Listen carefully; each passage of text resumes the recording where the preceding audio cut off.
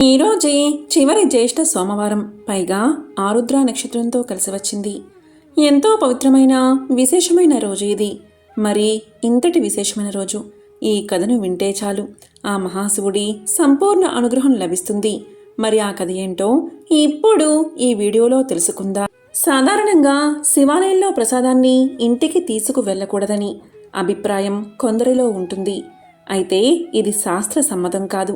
శివాలయంలో దేవునికి కొట్టిన కొబ్బరికాయను చండీశ్వరునికి చూపించిన తర్వాతనే ఆయన అనుమతి తీసుకుని లక్షణంగా ఇంటికి తీసుకువెళ్లవచ్చని శివపురాణంలో వివరించి ఉంది. ఈ సందర్భంగా ఎవరీ చండీశ్వరుడు, శివుడికి చండీశ్వరునికి ఉన్న అవినాభావ సంబంధమేమిటి అనే ఆసక్తికర విషయాలు ఈ కథనంలో తెలుసుకుందాం. పూర్వం ఆకాశలింగంగా ఖ్యాతి చెందిన చిదంబర క్షేత్రంలో యచ్చదత్తనుడు అనబడే బ్రాహ్మణుడు ఉండేవాడు. ఆయనకు విచారశర్మ అనే కొడుకు ఉన్నాడు. విచారశర్మ చక్కగా వేదం నేర్చుకుని ఉచ్చారణ దోషం లేకుండా వేదమును చక్కగా సుస్వరంతో చదివేవాడు. ఎప్పుడూ స్వరం తప్పేవాడు కాదు. ఇతను గోవులు సాక్షాత్తు దేవతలని నమ్మినవాడు. ఒకసారి విచారశర్మ నివసించే గ్రామంలో నివసించే ఒక గోవుల కాపరి ఆవును కొడుతూ తీసుకువెళ్ళడం చూశాడు. దీంతో విచారశర్మ ఎంతో బాధపడి అతనితో ఇలా అన్నాడు: రేపటి నుంచి ఈ ఆవులను నేనే కాస్తాను, నీవు ఈ ఆవులను కొట్టవద్దు అన్నాడు. అందుకు అతను అంగీకరించాడు. విచారశర్మ చూస్తే సద్బ్రాహ్మణుడు, బ్రహ్మచారి, వేదం చదువుకున్నవాడు. ఆవులను కాపాడితే మంచిదే కదా అని ఊళ్ళో ఉన్న వాళ్ళందరూ వాళ్ళ ఆవులను కాచే పనిని విచారశర్మకే అప్పచెప్పారు. విచారశర్మ వేద మంత్రాలు చదువుతూ ఆవులను ప్రేమతో స్పృశిస్తూ వాటిని జాగ్రత్తగా కాపాడుతూ ఉండేవాడు.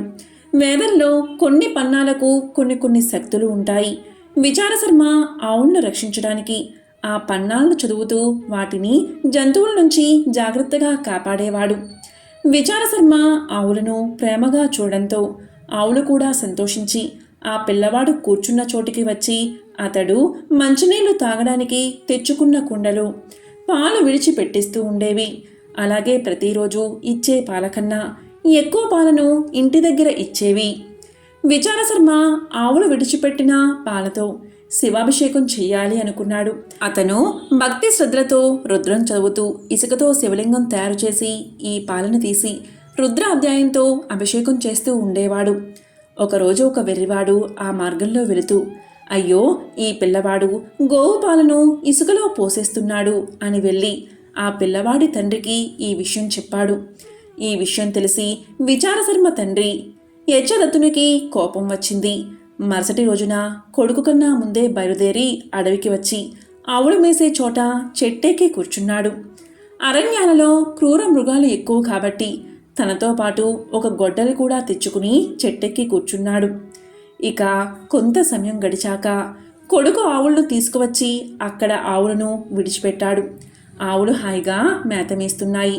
విచారశర్మ సైకత లింగాన్ని తయారు చేసి సైకత ప్రాకారంతో శివాలయ నిర్మాణం చేశాడు. తరువాత చక్కగా ఆవులు తమంత తాముగా విడిచిపెట్టిన పాలతో రుద్రం చదువుతూ అభిషేకం చేసుకుంటున్నాడు. ఆయన మనసు ఈశ్వరుడియందు లయమైపోయింది. అతను పరవశించిపోతూ సైకిత లింగానికి అభిషేకం చేస్తున్నాడు. అది చూసిన తండ్రి ఆగ్రహం చెంది వీడు ఇసుకలో పాలు పోస్తున్నాడని దూరంగా చెట్టు మీద ఉన్న తండ్రి చెట్టు దిగి పరుగెత్తుకుంటూ వచ్చి పెద్ద పెద్ద కేకలు వేసి పిల్లాడిని కొట్టాడు. అయితే ఆ పిల్లవాడికి బాహ్య శృతి లేదు. శివుడికి అభిషేకం చేస్తూనే ఉన్నాడు. విపరీతమైన ఆగ్రహంతో యచ్చదత్తనుడు కాలితో సైకిత లింగాన్ని తన్నాడు. ఆ దాటికి శివలింగం చిన్నాభిన్నమైపోయింది. అప్పుడు ఆ పిల్లవాడికి బాహ్య స్మృతి వచ్చింది. ఎప్పుడైతే సైకిత శివలింగం చిన్నాభిన్నం అయిందో విచారశర్మ ఆ పని చేసింది. తండ్రా మరొకరా అని చూడలేదు. శివలింగాన్ని తన్నిన పాదాలు ఉండడానికి లేదని గొడ్డలిని బలంగా తండ్రిపైకి విసిరాడు. దానితో విచారశర్మ తండ్రి 2 కాళ్ళు తొడల వరకు తెగిపోయాయి. నెత్తుడి దారలు కారిపోతున్నాయి. విచారశర్మ తన తండ్రితో ఇలా అన్నాడు: శివలింగాన్ని తప్పినందుకు నీవు ఈ ఫలితం అనుభవించవలసిందే అన్నాడు. నెత్తురు కారి తండ్రి మరణించాడు. ఆశ్చర్యంగా అక్కడ చిన్న భిన్నమైన సైకిత లింగం నుంచి పార్వతీ పరమేశ్వరులు ప్రత్యక్షమయ్యారు. పార్వతీ పరమేశ్వరులు విచారశర్మను చూసి ఎంతో ఆదరంతో ఇలా అన్నారు. నాయనా, ఇంత భక్తితో మమ్మల్ని ఆరాధించావు. నా పట్ల అపచారం జరిగిందని తండ్రి అని కూడా చూడకుండా 2 కాళ్ళు నరికేశావు. మనుషుడివై పుట్టి తపస్సు చేయకపోయినా, వరం అడగకపోయినా నీకు వరమిస్తున్నాను. ఈ వాటి నుంచి నీవు మా కుటుంబంలో 5వ వాడవు. నేను, పార్వతి, గణపతి, సుబ్రహ్మణ్యుడు, తరువాత 5వ స్థానం నీదే. నిన్ను చండీశ్వరుడు అని పిలుస్తారు. ఇక నుంచి శివాలయంలో నా ప్రసాదం నీకు చూపించిన తర్వాతనే భక్తులు ఇంటికి తీసుకువెళ్ళాలి. లేకపోతే ఆ ప్రసాదం వల్ల అనుగ్రహం లభించదు అని శివుడు చండీశ్వరునికి వరమిచ్చాడు. శివాలయంలో ప్రదక్షిణ వలయంలో గర్భాలయంలో శివలింగానికి కుడి చేతి వైపు ఆలయం వెలుపల చండీశ్వరుడి విగ్రహం ఉంటుంది. చండీశ్వరుడు ఎప్పుడూ శంకరుణ్ణి ధ్యానం చేస్తూ ఉత్తరముఖంగా కూర్చుని ఉంటాడు. చండీశ్వరుడు బహిర్ముఖుడై ఉండడు. ఎప్పుడూ కళ్ళు మూసుకుని శివధ్యాన తత్పరుడై ఉంటాడు. చండీశ్వరుని సమక్షంలో పెద్దగా మాట్లాడకూడదు. ఆయన్ని పిలిస్తే ఆయనకు కోపం వస్తుంది. అందుకని ఆయనకు ధ్వనిచండు అని పేరు. మనలో చాలామంది తెలిసి తెలియక శివాలయంలో కొట్టిన కొబ్బరికాయ ఇంటికి తీసుకువెళ్ళకూడదని గోడల మీద పెట్టి వెళ్ళిపోతూ ఉంటారు. కానీ ఇది చాలా తప్పు. అలా వదిలిపెట్టి వెళ్ళకూడదు. శాస్త్ర ప్రకారం శివాలయంలో కొబ్బరికాయ కొట్టిన తర్వాత ఆ ప్రసాదాన్ని తీసుకుని చండీశ్వరుడి దగ్గరకు వెళ్ళి చిన్న చిటిక మాత్రం వెయ్యాలి. చిటిక వేస్తే ధ్యానమునందు ఉన్నవాడు కళ్ళు విప్పి కోపంగా చూసి భక్తునితో, ఓహో, మా స్వామిని ఆరాధించావా, ప్రసాదం తీసుకున్నావా, సరే అయితే తీసుకువెళ్ళు అని అంటాడట. ఆయనకు చూపించిన తర్వాత ఆ ప్రసాదం మీద మనకు పూర్ణాధికారం ఉంటుంది. అందుకే ఆయనకి చిటికల చండీశ్వరుడు అనే పేరు. శివాలయంలో ఇచ్చిన కొబ్బరి చెక్కలు కానీ ప్రసాదం కానీ అక్కడ వదిలి వెళ్ళడం మహాపాపం. నందీశ్వరుని దగ్గర కూడా పెట్టకూడదు. చండీశ్వర సమక్షంలో చిన్నగా చిటిక వేసి ప్రసాదాన్ని చూపించి ఇంటికి నిర్భ్యంతరంగా తీసుకువెళ్ళవచ్చు. అంతా పరమ పావనమైన స్థితికి చేరినవాడు చండీశ్వరుడు. ద్రవిడ దేశంలో శివాలయంలో ఊరేగింపు జరిగితే నందిని తీసుకువెళ్లరు. ఊరేగింపులో చండీశ్వరుడు ఉంటాడు. పార్వతీ పరమేశ్వరులు, గణపతి, సుబ్రహ్మణ్యుడు, చండీశ్వరుడు ఈ 5టిని ఊరేగింపుగా తీసుకువెళ్తారు. ఈ విధంగా పరమేశ్వరుడు తన కుటుంబం చండీశ్వరుడికి 5వ స్థానాన్ని ఇచ్చి ఆదరించాడు. ఒక నగరంలో ఒక సంపన్న వ్యాపారి ఉండేవాడు. అతను అపారమైన సంపదను కలిగి ఉండేవాడు. అతనికి అన్ని సంపదలు ఉన్నా, సుఖాలు ఉన్నా కూడా కొడుకులు లేని కారణంగా ఎంతో విచారంగా ఉండేవాడు. కొడుకు పుట్టాలని ఆ సంపన్న వ్యాపారి క్రమం తప్పకుండా సోమవార వ్రతాన్ని ఆచరించేవాడు. అతను ప్రతిరోజు శివాలయానికి వెళ్ళి అక్కడున్న శివ పార్వతులను పూర్తి విశ్వాసంతో పూజించేవాడు. ఇక పార్వతీదేవి ఆ సంపన్నుడి భక్తికి ఎంతో సంతోషించి మహాశివుడితో ఇలా పలుకుతుంది. స్వామి, ఈ సంపన్న వ్యాపారి మీకు నమ్మకమైన భక్తుడు. అతను క్రమం తప్పకుండా సోమవారం ఉపవాసం ఉంటాడు. సోమవార వ్రతాన్ని ఆచరిస్తాడు. కాని ఇప్పటికీ అతనికి కొడుకులు లేరు. అతను ఎంతో భక్తి శ్రద్ధలతో సోమవార వ్రతాన్ని ఆచరిస్తున్నాడు. కనుక అతని కోరిక తీర్చండి అని అడుగుతుంది. పార్వతీదేవి మాటలు విన్న పరమశివుడు ఇలా అంటాడు. పార్వతి, నీవు అన్న మాటలు అక్షరాలా సత్యం. నీవు కోరినట్లు అతనికి వరాన్ని ప్రసాదిస్తున్నాను. అతనికి ఒక పుత్రుడు కలుగుతాడు. కాని అతడు కొద్ది కాలం మాత్రమే జీవిస్తాడు అని పలకగానే ఇదంతా ధనిక వ్యాపారి వింటాడు. ఇలా పార్వతీ పరమేశ్వరులు మాట్లాడుకోవడం, సోమవార వ్రత ఫలితం వల్ల వారి మాటలు ఈ ధనిక వ్యాపారికి వినబడతాయి. కాలక్రమేణా ఆ వ్యాపారి భార్య ఒక అందమైన కొడుకుకు జన్మను ఇస్తుంది. ఇక దీంతో ఆ ధనికుడి ఆనందానికి అవధులు లేకుండా పోతాయి. అతను కొడుకు పుట్టినందుకు గాను గొప్ప ఆడంబరంగా అందరికీ తెలిసేలా పండుగలు జరుపుకుంటాడు. ఆ రోజు పేదలకు అన్నదానం, బట్టలు మరియు ధనాన్ని పంచిపెడతాడు. ఇక అక్కడికి వచ్చిన వారంతా అతని కుమారుడు నిండు నూరేళ్లు జీవించేలా ఆశీర్వదిస్తారు. కాని తన కొడుకు 12 ఏళ్లకు మించి జీవించడని మృత్యుదేవత అయిన యముడు ఎవరినీ విడిచిపెట్టడని తెలిసిన ఆ వ్యాపారి ఎంతో విచారంగా ఉంటాడు. ఇక పరిస్థితి తెలుసుకుని ఆ వ్యాపారి సోమవార వ్రతాన్ని మరింతగా చేయాలని నిర్ణయించుకుంటాడు. ఆ విధంగా పూజలు చేసినా కూడా తన కొడుకు బతకడం కష్టమని తెలిసి కూడా వ్యాపారి పూజలు మాత్రం మానడు. అలా బాలుడు పెరిగి పెద్దవాడవుతాడు. బాలుడికి 11 వయసు వచ్చింది. అలా 11 సంవత్సరాల వయసులో వ్యాపారి కుమారుడు చాలా తెలివైన మరియు పరిణితి చెందినట్లు కనిపిస్తాడు. ఇక ఇరుగు పొరుగువారు అందమైన అమ్మాయితో పెళ్లి చేయమని వ్యాపారికి సలహా ఇస్తారు. వ్యాపారి భార్య కూడా తన కుమారుడికి వివాహం చెయ్యాలని వ్యాపారిని కోరుతుంది.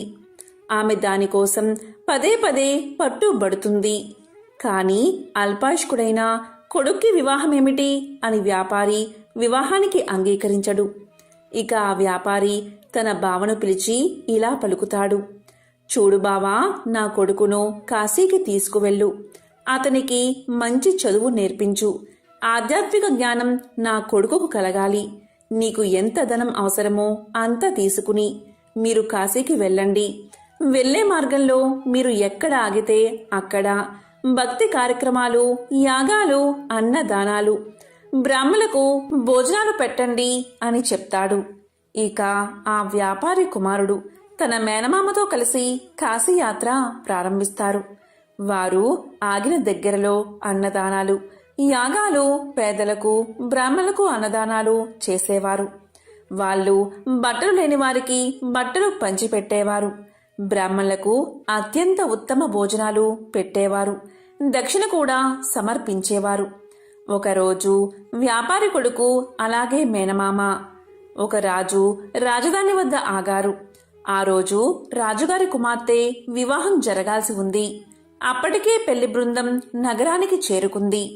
కాని పెళ్లికొడుకు అంధుడు, అంటే ఒకే కన్ను ఉన్నందున వరుడు తరపు వాళ్ళు తీవ్ర ఆందోళనలో ఉన్నారు. అతని స్థానంలో అందమైన అబ్బాయి కోసం వరుడి తండ్రి వెతుకుతున్నాడు. తన మేనమామతో కలిసి బస చేస్తున్న వ్యాపారి కుమారుణ్ణి వరుడి తండ్రి మనుషులు గుర్తించారు. పెళ్లికొడుకు తండ్రి ధనవంతుడు. అతను బాలుడు మేనమామతో ఇలా పలికాడు. నా ప్రతిష్ట ప్రమాదంలో పడింది. నా ఒంటి కన్ను కొడుకు స్థానంలో అందమైన పెళ్లికొడుకు నాకు కావాలి. మీవాడు రాజకుమార్తెను తాత్కాలిక వివాహం చేసుకోవాలి. దీనికి అంగీకరిస్తే నేను తగినంత ధనాన్ని మీకు ఇస్తాను. వివాహ వేడుక ముగిసిన వెంటనే మీ దారిన మీరు వెళ్ళిపోవాలి అని పలికాడు. ఇక మేనమామ తాత్కాలిక వివాహానికి అంగీకరించాడు. అలాగే తన మేనల్లుణ్ణి ఒప్పించాడు. పెళ్లి ఊరేగింపులో తలపై కవాతుతో అందమైన వరుణ్ణి చూసిన వధువు తరపు వాళ్ళు ఎంతో గొప్పగా చెప్పుకున్నారు. వ్యాపారి కుమారుడు మరియు రాజకుమార్తె అగ్నిగుండం చుట్టూ తిరిగి వివాహం చేసుకున్నారు. వారు బయలుదేరే సమయంలో వ్యాపారి కొడుకు తన వధువు కండువాను తీసుకుని దానిపై ఇలా రాశాడు. ఇప్పుడు మనం భార్యాభర్తలం. నేను రాజు కొడుకును కాదు. నేను ఒక ధనిక వ్యాపారి కొడుకుని. నేను ఆధ్యాత్మిక విద్య కోసం కాశీకి వెళ్తున్నాను. నీ నిజమైన వరుడు గుడ్డివాడు. అతనికి ఒక కన్ను లేదు అని రాశాడు. కండువాపై ఏదో సందేశం రాయడం రాజకుమార్తె గమనించింది. కాని ఆ సమయంలో ఆమె దాన్ని చదవలేకపోయింది. పెళ్లి బృందం బయలుదేరబోతున్నప్పుడు వధువు ఆ సందేశాన్ని చదివింది. అసలు విషయం తెలిసి కంగు తిన్నది. అప్పటికే ఆ వ్యాపారి కొడుకు వెళ్లిపోయాడు. ఒంటి కన్ను పెళ్లి కొడుకుతో పాటు వెళ్లేందుకు రాజకుమార్తె నిరాకరించింది. ఇక పెళ్లి బృందం వధువు లేకుండానే తిరిగి తమ రాజ్యానికి వెళ్లిపోయింది. ఇక వ్యాపారి కొడుకు కాశీకి చేరుకుని ఆధ్యాత్మిక అధ్యయనానికి పూర్తిగా అంకితమయ్యాడు. అతని మేనమామ శివుడి పేరు మీద భక్తి కార్యక్రమాలు ఏర్పాటు చేసి తన సోదరి కుమారుడి శ్రేయస్సు కోసం ప్రతిరోజు విరాళాలు ఇచ్చేవాడు. ఇలా ఉండగా అతనికి 12 ఏళ్లు వచ్చాయి. 12వ సంవత్సరం చివరి రోజున వ్యాపారి కుమారుడికి ఛాతిలో నొప్పి పుట్టింది. అతని మేనమామ అతని దినచర్య ప్రకారం దానాలు, విరాళాలు ఇచ్చి గదిలోకి వెళ్లి చూడగా బాలుడు శవమై కనిపించాడు. అది చూసి మేనమామ శోకంతో ఏడ్చాడు. కాని బ్రాహ్మణులు శవ ఇంట్లో భోజనం చెయ్యరు కాబట్టి తాను బయటపడితే అన్నదానం వృధా అవుతుందని మౌనంగా ఉండి అన్నదానాన్ని జరిపించాడు. ఇక అన్నదానం అయిపోయాక అందరూ వెళ్లిపోయాక బిగ్గరగా ఏడవడం మొదలుపెట్టాడు. చాలామంది ఆయన చుట్టూ చేరారు. అదృష్టం కొద్దీ శివుడు పార్వతీదేవి కూడా ఆ ఇంటి బయటగా వెళ్తున్నారు. ఆ రోద విని పార్వతి యొక్క మనసు కరిగిపోయింది. ఆమె శివుడితో ఇలా పలుకుతుంది: స్వామి, యముణ్ణి ఆ బాలుడి ప్రాణాలు తిరిగి ఇవ్వమని అడగండి.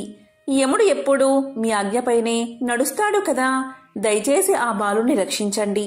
మీరు సమస్త ప్రాణులకు రక్షకుడు అని పార్వతీదేవి వేడుకుంది. పార్వతీదేవి మాటలు విన్న శివుడు తన కుటుంబానికి తన పట్ల ఉన్న భక్తి కారణంగా ఆ బాలుణ్ణి బతికించడానికి అంగీకరిస్తాడు. అలా మహాశివుడు పవిత్ర గంగానదిలో ప్రవహించే నీటిని చేతిలోకి తీసుకుని మృతదేహంపై చల్లుతాడు. అలా గంగానది యొక్క నీళ్లు చల్లగానే ఆ బాలుడు నిద్రలోంచి లేచినట్లుగా లేచి కూర్చుంటాడు. దీంతో మేనమామ ఎంతో సంతోషిస్తాడు. ఇక ధనికుని కుమారుడు ఆధ్యాత్మిక విద్య ముగిసాక ఇంటికి తిరుగు ప్రయాణం కడతాడు. అలా మేనమామ మేళంలో కలిసి తిరుగు ప్రయాణంలో మళ్ళీ ఆగిన దగ్గరల్లా అన్నదానాలు, వస్త్రదానాలు, యాగాలు చేస్తారు. అలా వారు అబ్బాయి వివాహం చేసుకున్న నగరానికి చేరుకుంటారు. ఇక ఆ దేశపు రాజు యువరాణి వెంటనే ఆ బాలుణ్ణి గుర్తిస్తారు. ఇక రాజు ఆ బాలుణ్ణి తన రాజ్యానికి తీసుకుపోయి ఒక శుభదినాన తన కుమార్తెను అతని వెంట పంపిస్తాడు. ఎంతో ధనాన్ని కూడా ఇస్తాడు. ఇక వ్యాపారి కుమారుడు తన వధువుతో సహా తన నగరానికి చేరుకుంటాడు. కొడుకు చనిపోతే ఆత్మహత్య చేసుకోవాలని భవనంపైకి ఎక్కుతారు వ్యాపారి దంపతులు. తర్వాత తల్లిదండ్రులు జరిగిందంతా తన కుమారుడి ద్వారా తెలుసుకుని తన కుమారుణ్ణి బతికించినందుకు మహాశివుణ్ణి పరిపరి విధాలా స్తుతిస్తారు. ఇక అదే రోజు రాత్రి శివుడు మరోసారి వ్యాపారవేత్త కల్లో కనిపించి ఇలా పలుకుతాడు: సోమవారం నాడు నీవు చేసిన వ్రతానికి ఫలితమే ఇది. అందుకే నీ కుమారుణ్ణి నిండు నూరేళ్లు బతికేలా వరాన్ని ప్రసాదించాను అని పలుకుతాడు మహాశివుడు. దీంతో వ్యాపారి ఎంతో సంతోషిస్తాడు. అలా వారు కలకాలం ఆనందంగా జీవిస్తారు. ఎంతో విశేషమైన పవిత్రమైన ఈ కథను ఎవరైతే ఈ రోజు వింటారో, లేక చదువుతారో, లేక చెప్తారో, లేక వినిపిస్తారో వారి జన్మల పాపాలు తొలగి కోటి జన్మల పుణ్యం వస్తుంది. తిరుగులేని రాజయోగం పడుతుంది. ఇక వారింట్లో అన్ని శుభాలే కలుగుతాయి.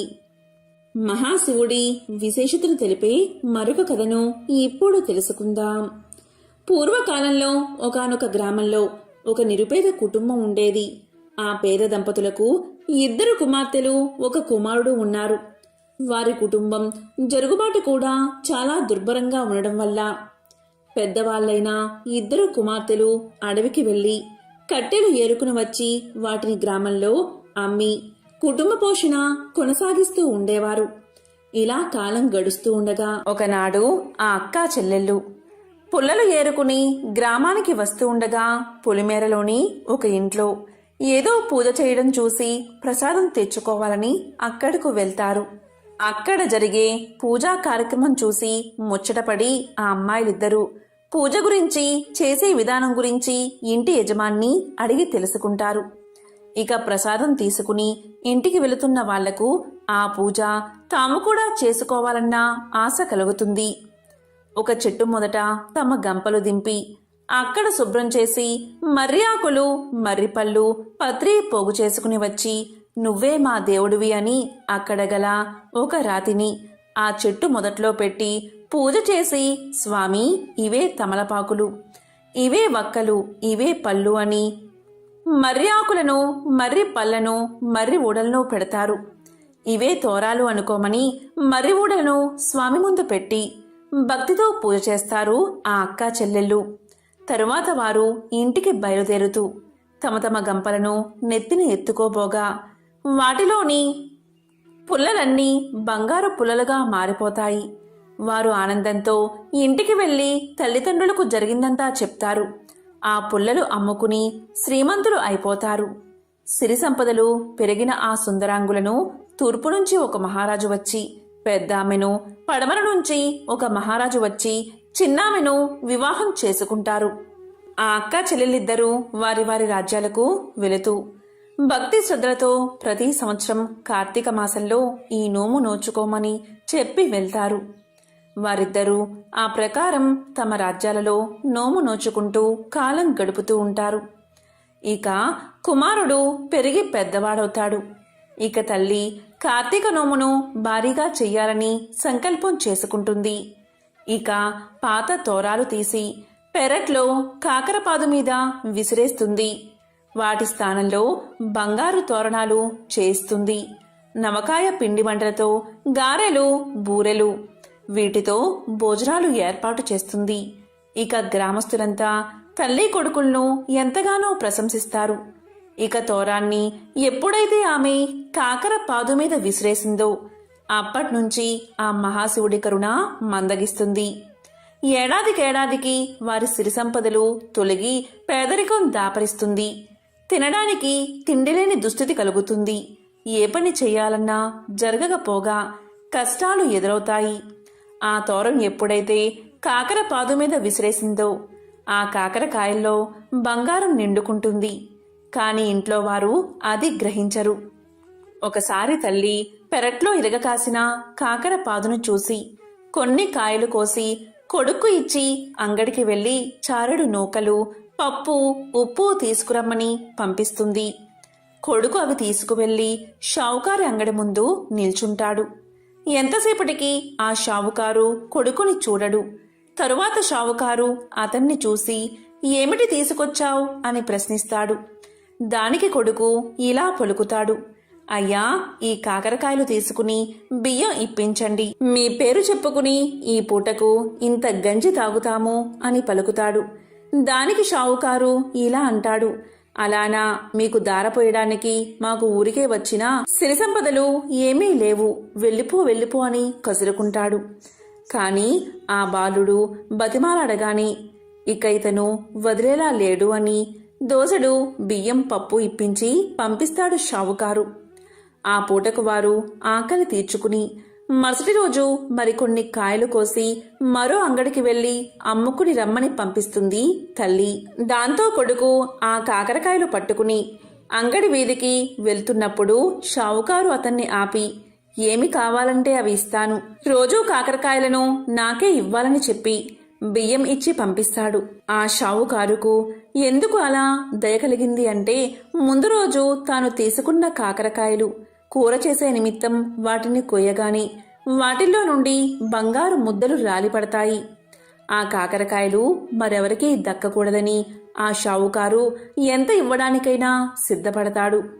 అలా రోజూ కుర్రవాడి దగ్గర కాకరకాయలు కొంటూ ఉండేవాడు షావుకారు. ఇలా ఉండగా కొన్ని రోజులకు ఆ చెట్టుకున్న కాకరకాయలు అయిపోయాయి. ఆ షావుకారు చిల్లిగవ్వ కూడా ఇవ్వడం మానేశాడు. ఇక చేసేది లేక తల్లి తన కుమారుణ్ణి ప్రయాణం చేసి తూర్పున ఉన్న పెద్ద అక్క దగ్గరకు పంపుతుంది. మన కష్టసుఖాలు ఆమెకు చెప్పి ఏమైనా సహాయాన్ని అడగమంటుంది. దాంతో కొడుకు అక్కగారింటికి చేరుకుని నౌకర్లు లోపలికి వెళ్లనివ్వకపోతే అక్కడే ఉండగా తల ఆరబోసుకోవడానికి మేడ మీదకు వచ్చిన అక్కగారు తమ్ముణ్ణి చూసి లోపలికి తీసుకువెళ్తుంది. అక్కగారికి ఇంటి పరిస్థితులన్నీ తెలియజేస్తాడు తమ్ముడు. దాంతో అక్కగారు ఒక గుమ్మడికాయను తొలిపించి అందులో వరహాలు పోసి తమ్ముడి చేతికి ఇచ్చి దానిని అమ్మకు ఇవ్వవలసిందిగా చెప్పి పంపుతుంది. అలా తిరిగి వస్తూ తమ్ముడు అక్కగారి ఇచ్చిన సద్ది తినాలని ఆ గుమ్మడికాయను నేల మీద పెట్టి చద్దన్నం తింటూ ఉంటాడు. అంతలో ఎక్కడ్నుంచో ఒక పెద్ద గద్దె వచ్చి ఆ గుమ్మడికాయను తన్నుకుపోతుంది. చేసేది లేక ఒత్తి చేతులతో ఇంటికి వెళ్లడం ఇష్టం లేక పడమర ఉన్న చిన్న అక్కగారి ఇంటికి వద్దకు వెళ్తాడు తమ్ముడు. అక్కడ చిన్నక్క నౌకరి వాళ్ళ వల్ల తమ్ముడి రాక గురించి విని బయటకు వచ్చి తమ్ముణ్ణి లోపలికి తీసుకువెళ్తుంది. కష్టసుఖాలు అడిగి తెలుసుకుంటుంది. వెంటనే ఆమె ఒక చెప్పుల జతలో వరహాలు పెట్టి కుట్టించి దాన్ని ఎక్కడా విడవక తిన్నగా ఇంటికి వెళ్ళమని చెప్పి పంపుతుంది. ఆ అక్క ఏమీ ఇవ్వలేదు, ఈ అక్క ఏమీ ఇవ్వలేదు అని బాధపడుతూ ఇంటికి బయలుదేరతాడు కొడుకు. ఎండ తీవ్రతకు అతనికి బాగా దాహం వేస్తుంది. వెంటనే అతను కొంచెం మొహం కడుక్కుని మంచినీళ్లు తాగాలని నిర్ణయించుకుంటాడు. అక్కగారు ఆ చెప్పుల జతను ఎక్కడా విడవద్దని చెప్పడం వల్ల చెప్పులతోనే చెరువులోకి దిగుతాడు అతను. కాని ఆ బురదలో చెప్పులు కూరుకుపోయి ఎంత వెతికినా దొరకవు. ఈ సంగతంతా చెప్పి పెద్దక్క గారిని సహాయం అడగాలని తిరిగి ఆమె వద్దకు వెళ్తాడు తమ్ముడు. అది కార్తీక మాసం అవడం వల్ల నోము నోచుకుంటూ ఉంటుంది పెద్దక్క గారు. తమ్ముడు ఇంటికి రాగానే తమ్ముడు జరిగిందంతా చెప్పగానే ఆ నోమును కూడా అతని చేత నోయిస్తుంది. ఆడంబరం కాదు ముఖ్యం, భక్తే ముఖ్యమని చెప్పి ఇంటికి వెళ్లి తన తల్లిని కూడా నోము నోయించేలా చెయ్యమని తమ్ముడుకు చెప్పి కొంత ధనాన్ని ఇచ్చి పంపుతుంది. అలా తమ్ముడు నోము తన పెద్దక్కగారి ఇంట్లో నోచుకుని ఇంటికి తిరిగి వస్తూ ఉండగా గుమ్మడికాయ పండు అలాగే తాను ఇంతకు ముందు విడిచిపెట్టిన చెప్పులు కూడా కనిపిస్తాయి. వెంటనే అతను ఎంతో సంతోషంతో ఆ రెండిటినీ తీసుకుని తన ఇంటికి చేరుకుని తల్లికి జరిగిందంతా చెప్పి భక్తి శ్రద్ధలతో నోమును నోచుకునేలా చేస్తాడు. వెంటనే వారు చెప్పుల జతలో ఉన్న బంగారు నాణాలు చూస్తారు. అలాగే గుమ్మడికాయలో ఉన్న నాణాలు కూడా చూస్తారు. అలా వారు క్రమంగా తిరిగి ఊపందుకుని తిరిగి పూర్వ వైభవంతో జీవిస్తారు. చాలా కాలం క్రితం ఒక అరణ్యానికి సమీపంలో ఒక పేద కుటుంబం నివసిస్తూ ఉండేది. భార్యాభర్త, 2 కొడుకులు ఎంతగా శ్రమపడి ఒళ్ళు విరుచుకున్నా కడుపు నిండా తిండి ఉండేది కాదు. అలాగే బట్టలు కూడా లేక చిరిగినవి తొడుక్కుంటూ కాలం గడుపుతూ ఉండేవారు. ఇక వారి పెద్ద కొడుకు, చీ ఈ బతుకు బతికేనా, ఈ విధంగా ఉండే కన్నా తిరిగి అడుక్కోవడం మేలు అనుకుంటూ తెల్లవారుతుండగా బయలుదేరి చీకటి పడేదాకా నడిచి ఒక రాజభవనం చేరుకున్నాడు. ఆ భవనం ముందు మెట్ల దగ్గర నిలబడి ఉన్న రాజు అతన్ని చూసి ఇలా పలికాడు. ఎవరు నీవు, ఎక్కడికి నీ ప్రయాణం అని అడిగాడు. దానికి పేదవాడి పెద్ద కొడుకు ఇలా పలికాడు. మహారాజా, ఒక చోటనే లేదు, ఎక్కడ పొట్టగడిస్తే అక్కడికే నా ప్రయాణమని సమాధానం చెప్పాడు. దానితో రాజు ఇలా అన్నాడు, అయితే నీకు పని కావాలన్నమాట. నా 7 గుర్రాలను కాస్తావా, నీకు వేరే జీతం ఇవ్వను. రోజంతా గుర్రాల వెంట తిరిగి సాయంకాలం ఇంటికి వచ్చి గుర్రాలు ఏం తిన్నది, ఏం తాగుతున్నది నాకు చెప్పాలి. నిజం చెప్పావంటే నీకు నా కూతుర్నిచ్చి పెళ్లి చేస్తాను, అబద్ధం ఆడావంటే చావగొట్టి పంపిస్తాను అని రాజు అన్నాడు. ఇక పేదవాడి పెద్ద కొడుకు ఇదేమంత పెద్ద పని కాదు అనుకుని అప్పటికప్పుడే రాజుగారికి అల్లుడు అయిపోయినట్లుగా ఆనందపడ్డాడు. ఇక రాజుతో ఇలా అన్నాడు, మహారాజా, మీ గుర్రాలను కాయడానికి నన్ను పెట్టుకోండి అని చెప్పాడు. మర్నాడు తెల్లవారుతూ ఉండగా గుర్రపు సాలకు వెళ్లాడు పేదవాడి పెద్ద కొడుకు. ఆ గుర్రాలు తెల్లగా అందంగా ఉన్నాయి. అక్కడ 7 గుర్రాలను వదిలిపెట్టగాని అవి బయటకు వస్తూనే శరవేగంతో బెడ్లకేసి పరిగెత్తసాగాయి. పేదవాడి పెద్ద కొడుకు సత్తువ కొద్దీ వాటి వెనుక పరిగెత్తసాగాడు. గుర్రాలు ఎక్కడా ఆగకుండా కొండల పక్కగా పరిగెత్తసాగాయి. పోయిన కొద్దీ వాటి వేగం పెరుగుతుందే కాని ఏమాత్రం తగ్గడం లేదు. ఎక్కడ చూసినా బోరెడంతా పచ్చగడ్డి ఉన్నా కూడా అవి మేయడానికి ఆగట్లేదు. కొండల దాకా వచ్చేసరికి పేదవాడి పెద్ద కొడుకు ఇక పరిగెత్తలేకపోయాడు. అతని శరీరమంతా చెమటతో తడిసిపోయింది. ఆయాసం వచ్చింది. కాళ్ళు తడబడుతున్నాయి. కొండ కింద ఒక గుడిసెలో కూర్చుని రాట్నం తిప్పుతున్న ఒక వృద్ధురాలు ఇలా పలికింది, రాబాబూ, ఇలా రా, నీ చెమట తుడుస్తాను అని ప్రేమగా ఆహ్వానించింది. అతను ఆశ్చర్యపడుతూ వృద్ధురాలకేసి చూసి గుర్రాల కోసం చూసే లోపుగా అవి ఎటో వెళ్లిపోయాయి. ఇక వాటిని అందుకునే ఆశలేదని నిశ్చయించుకుని పేదవాడి పెద్ద కొడుకు వృద్ధురాలి గుడిసెలోకి ప్రవేశించాడు. అప్పుడు వృద్ధురాలు అతని ఒంటిమీద చెమటంతా తుడిచి కాస్త గాలి విసిరి జుట్టు దువ్వి ఉపచారాలు చేసింది. కాస్త విశ్రాంతి పొందిన తర్వాత అతను లేచి నిలబడి, ఇక మా ఇంటికి పోతాను. రాజుగారి దగ్గరకు వెళ్లడం వృధా. వెళ్తే రాజుగారు గుర్రాలు ఏం తిన్నాయి, ఏం తాగాయి అని నన్ను అడుగుతారు. చెప్పలేకపోతే చావగొట్టి పంపిస్తారు. ఇంతోటి దానికి అక్కడకు వెళ్లడం దేనికి అని పలికాడు. ఆ మాటలకు వృద్ధురాలు, ఈ మాత్రానికే భయపడతావేంటి బాబూ, ఎక్కడైనా గుర్రాలు గడ్డి తిని నీళ్లు తాగుతాయి. రాజుగారితో ఆ మాటే చెప్పు అని సలహా ఇచ్చింది వృద్ధురాలు. ఇక సాయంకాలం అయ్యాక గుర్రాలు తిరిగి వచ్చేదాకా పేదవాడి పెద్ద కొడుకు వృద్ధురాలి గుడిసెలోనే ఉండి వాటి వెనకాలే రాజభవనానికి చేరుకున్నాడు. వారిని చూస్తూనే రాజు ఇలా పలికాడు. గుర్రాలను జాగ్రత్తగా కాచావా? అవి ఏం తిన్నాయి, ఏం తాగాయి అని అడిగాడు. దానికి పేదవాడి పెద్ద కొడుకు ఇలా చెప్పాడు. మహారాజా, గుర్రాలు గడ్డి తిని నీళ్లు తాగాయని చెప్పాడు. ఇక రాజు వాడిని పట్టుకుని చావబాది కొట్టి పంపించండి అని కోపంగా భటులను ఆజ్ఞాపించాడు. వృద్ధురాలి సలహా విన్నందుకు ఉళ్లంతా ఊనం చేయించుకుని పేదవాడి పెద్ద కొడుకు సగం ప్రాణంతో ఇంటికి చేరుకున్నాడు. ఇక పెద్ద కొడుకు తిరిగి రాగానే చిన్న కొడుకు తన పొట్ట తాను పోసుకుంటానని ఇంటి నుంచి బయలుదేరాడు. అతను కూడా ఒక రోజంతా నడిచి చీకటి పడే వేళకు రాజభవనం చేరుకున్నాడు. రాజు తన గుర్రాలు కాయమని అవి ఏం తిన్నాయో ఏం తాగాయో చెప్పమని నిజం చెప్తే తన కూతుర్నిచ్చి పెళ్లి చేస్తానని, అబద్ధం చెప్తే చావగొట్టి పంపిస్తానని చెప్పాడు. అందుకు పేదవాడి చిన్న కొడుకు కూడా సిద్ధపడ్డాడు. మర్నాడు తెల్లవారుతూ ఉండగానే గుర్రాలను వదిలారు. అవి పరిగెత్తసాగాయి.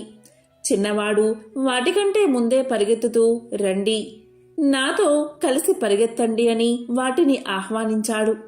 గుర్రాలు కొండ ప్రాంతానికి చేరేసరికి చిన్నవాడు పరిగెత్తుతూనే ఉన్నాడు. అతనికి పరిగెత్తడం వల్ల చెమటలు కారుతున్నాయి. కాని పరుగు మాత్రం మానలేదు. ఇంతలో గుడిసెలో ఉన్న వృద్ధురాలు, రా బాబూ రా, చెమట తుడుస్తాను అని ఆహ్వానించింది. దానికి చిన్నవాడు, నేను నీకు చిక్కితేనే కదా అని అంటూ గుర్రాలతో సమానంగా పరిగెత్తసాగాడు. కాని గుర్రాలు ఇక అతన్ని దాటిపోయేటట్లు కనిపించాయి. దీంతో చిన్నవాడు అన్నిటికన్నా వెనుక ఉన్న గుర్రం జూలు పట్టుకుని ఎగురుతూ దాని మీద కూర్చుని ఉన్నాడు. ఆ గుర్రాలు చాలా దూరం పరిగెత్తి ఒక దట్టమైన అరణ్యం మధ్య ఉన్న ఒక దేవాలయ ప్రాకారం వద్దకు వెళ్లి నిల్చున్నాయి. అదే వాటి గమ్యస్థానమని గ్రహించిన చిన్నవాడు తాను ఎక్కిన గుర్రం నుండి కిందకు దిగి ఆలయ ప్రాంగణం వైపు నడిచాడు.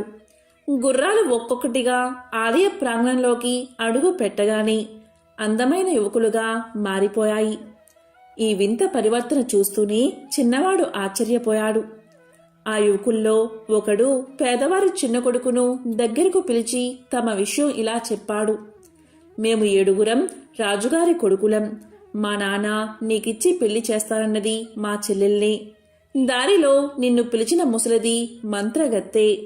తన మంత్రశక్తితో మమ్మల్ని ఇలా మాయ చేసింది. దాని మంత్రం ఈ ఆలయ ఆవరణలో అస్సలు పనిచేయదు. అందుచేత పగలు సాధ్యమైనంతసేపు మనుషులుగా ఉంటాం. మనుషులు తినే తిండే తింటాం. మనుషులు తాగే పానీయాలే తాగుతాం. మేమేమి తింటామో ఏమి తాగుతామో నువ్వే చూస్తావు కనుక ఆ సంగతి మా నాన్నకు చెప్పు. అలా చెప్పగానే ఆయన మా చెల్లెల్ని నీకిచ్చి వివాహం చేస్తాడు. ఆ తరువాత నీ వల్ల మాకు ఒక ఉపకారం కావాలి. ఈ గుడి గర్భగుడిలో ఒక కత్తి ఉంది. అది మంత్రపూరితమైన కత్తి. నీవు దాన్ని తీసుకుని మాతో పాటు ఇంటికి వచ్చి రాత్రి మేము గురుపుశాలలో కట్టి ఉన్నప్పుడు ఆ కత్తితో మా తలలు నరికేయి. దాంతో మాకు ఈ గుర్రాల రూపం పోయి మనిషి రూపం శాశ్వతంగా వచ్చేస్తుంది. ఈ మాటలు చెప్పి పెద్ద రాజకుమారుడు పేదవాడి చిన్న కొడుకును గర్భగుడిలోకి తీసుకుపోయి ఒక మూల ఆనించి ఉన్న కత్తిని చూపించాడు. చిన్నవాడు దానిని 2 చేతులా పట్టుకుని తేలికగా ఎత్తలేకపోయాడు. అది చాలా బరువుగా ఉంది. ఇక రాజుగారి పెద్ద కొడుకు పేదవాడి చిన్న కొడుకుతో ఇలా పలికాడు. గర్భగుడిలో ఒక గంట ఉంది. అందులో ఉంది మంత్రజలం. దాన్ని 3 గుక్కలు తాగమని రాజకుమారుడు పలికాడు. ఇక పేదవాడి చిన్న కొడుకు ఆ నీటిని 3 చుక్కలు తాగి ఒక చేత్తోని కత్తిని పట్టుకుని తేలికగా ఎత్తగలిగాడు. తరువాత రాజకుమారులు ఆ గుడి ఆవరణలోనే వంట చేసుకున్నారు. వంటకు కావలసిన సమస్త పదార్థాలు గుడిలో ఒక పక్కన ఉన్నాయి. రాజకుమారులతో పాటు పేదవాడి చిన్న కొడుకు కూడా భోజనం చేశాడు. సూర్యాస్తమయం కాబోయేదాకా వారంతా గుడిలో విశ్రాంతి తీసుకుని ఇంటికి బయలుదేరారు. గుడి దాటి బయటకు రాగానే రాజకుమారులు యథాప్రకారం గుర్రాలుగా మారిపోయారు. పేదవాడి చిన్న కొడుకు కత్తితో సహా ఒక గుర్రంపైన ఎక్కాడు. అతను గుర్రాలతో తిరిగి వచ్చేటప్పుడు ముసలిది చిన్నవాడిని చూసి కళ్ళల్లో నిప్పులు రాలుస్తూ అతన్ని బెదిరించింది. ఇక పేదవాడి చిన్న కొడుకు రాజుగారి భవనం చేరుకోగాని రాజు ఇలా అన్నాడు, గుర్రాలను సరిగ్గా కాచావా అని అడిగాడు. దానికి పేదవాడి చిన్న కొడుకు, మహారాజా, కాచాను. కాస్తాను అన్నప్పుడు కాయకుండా ఉంటానా అన్నాడు. అయితే ఏం తిన్నాయి, ఏం తాగాయి అని రాజు ప్రశ్నించాడు. దానికి పేదవాడి చిన్న కొడుకు, మనుషులు తినే తిండే తిన్నాయి, మంత్రజలం తాగాయి అని సమాధానం చెప్పాడు.